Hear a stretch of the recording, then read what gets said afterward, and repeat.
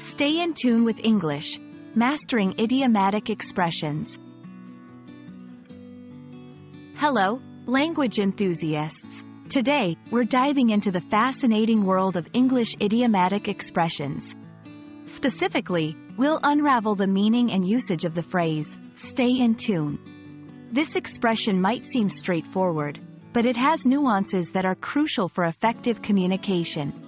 So, let's fine-tune our understanding together.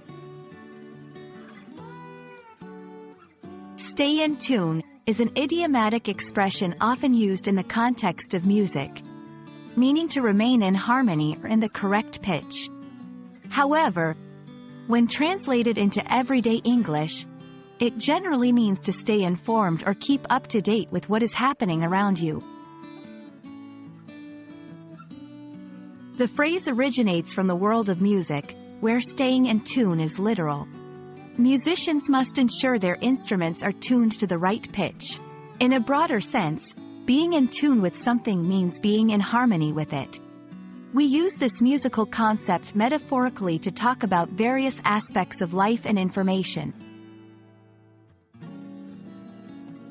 You might hear someone say, "I need to stay in tune with the latest news," which means they want to keep informed about recent events. In a team setting, staying in tune with each other ensures that everyone is on the same page. It's about maintaining a collective understanding and moving forward together. To be an effective leader, you must stay in tune with your team's needs. As a software developer, staying in tune with the latest technology trends is essential.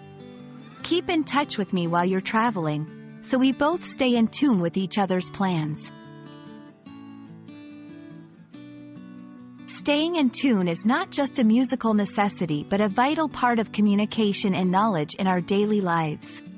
We hope this video has resonated with you and helped clarify this melodic expression. Stay in tune for more language insights, and until next time, keep learning and growing.